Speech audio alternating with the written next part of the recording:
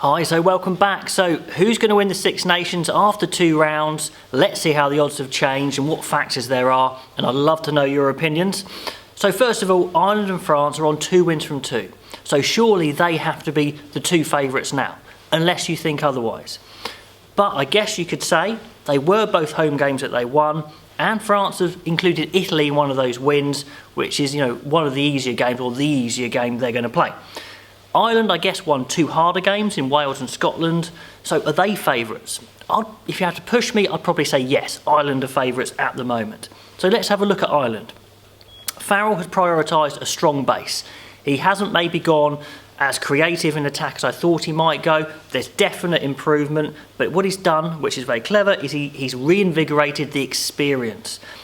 Players have changed their mentality, and it sounds like from what they're saying, this culture of fear has been lifted. Murray, Sexton, Stander, for example, all lifting their games, all looking very positive and energetic, and their intensity is right there. And he's only really tinkered a little bit personnel-wise. Herring's come in at 2 and Lama's coming at 15, which essentially just injects speed into the team without really having to change too much to the structure, if you like. So that's quite clever, subtle, but very effective.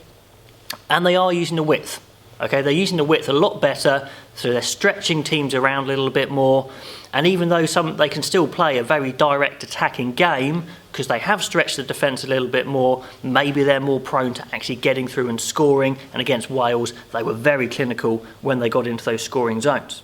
Now, as we know, France against England were a revelation. They just looked a completely different team to the old France that we've seen for a long time. And that makes sense because they're completely new players and new coaches, including Shaun Edwards. And there were less poor decisions. The consistency of effort was there, which has not been there for a long time for France. Defensive intensity, they stick to their patterns, they look more disciplined, but they definitely play like a French team with offloading and flair, but it's not ridiculous, and they fall back to their patterns. Sure, the second win was against Italy. They fell off a little bit in intensity when it looked like they were winning quite easily. But they came back, scored some great tries, got the job done, bonus point win. So they're in a great position. Is their team experienced enough to keep this going? That's the question mark for me. But they're only going to get better. Dupont already looks world class. Intermac is on his way. And if your halfbacks are firing, then you've got a great chance. So next down the rung are England and Wales. They've got 1 win each, so surely they're 3rd and 4th favourites. I guess you could say Wales' only win was against Italy, so maybe that pulls them down slightly below England. I don't know. But anyway, both losses were away, so that's a positive for both teams. And they both could win. Obviously, they need France or Ireland to slip up, that is for sure. For Wales, their big positive is their attack looks exciting. It is firing. It looks different. Some of the tries they've scored have been brilliant, but their defence has not been up to the standards that we'd come to expect from Shaun Edwards against Ireland for sure, and that's the massive work on. Can they get their defence there and get a bit more possession, spend a bit more time in territory? They're the big things for them. They've got a few selection decisions to make. In the centres, if Watkin becomes available, I've got a feeling he'd come straight in for Tompkins. Tompkins got a lot of ability, but was found out defensively at times against Ireland. And they're missing Jonathan Davis for sure, and who wouldn't? And then what to do with George North is a question. The guy's a talent, ball in hand.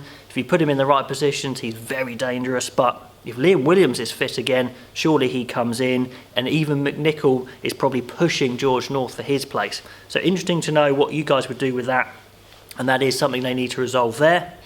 For England, they came off a very confused selection and performance against France and got the job done basically in terrible conditions in Scotland, and they've got a serious world-class pack when they get it right, when they get their selection right. Even without Billy, there's some serious operators there. But they do have issues. At 9, where are their 9s in the pecking order? Probably quite low down in the Six Nations. The midfield, has it got enough bite without Manu Tuolangi? Possibly not. And Eddie Jones can be stubborn. England's strength is their weakness as well. They've got a lot of players to choose from, and with players like Sam Simmons and Don Brandt just sitting out the Six Nations, not doing anything, is that a chance being wasted? We will see, but if they get it right, they can be absolutely outstanding. So who knows? But Wales and England, third and fourth choice favourites, I reckon, at the moment. Who you rank over who, I don't know. Let me know. Then Scotland surely stay fifth choice favourites, 2 losses. They're probably out of the championship, but you can win with 3 wins, but I doubt it's going to happen. Versus Ireland, there were elements of absolute excellence in their attack for sure, and their pack stepped up physically. But again, they couldn't quite back that up against England, and still, as always with Scotland, plenty of promise, no results, and that is the issue. Russell versus Townsend's a massive issue as well. From what Russell has said recently, it just doesn't sound like that's going to be resolved with Townsend in post. So either one goes permanently or the other goes permanently, and at the moment it's Russell that is gone. So I don't think we'll see him again in this championship personally, and maybe there'll be changes afterwards though. And finally Italy, 2 losses and no wins on the horizon really. They've been very spirited, some good play, but they just can't control the game for long enough periods of time, and they just haven't got enough good players, to be honest. The pack isn't strong enough, and what they've gone for is they've gone for 2 playmakers, and they want to play the ball wide because they know they don't quite have the punch apart from, say, Pelledri. But teams know this now, and they're flooding the outside channels. Italy are trying to go so deep to get around the edge. Teams know this is coming, and they're cutting them off, and they're going backwards before they've even started.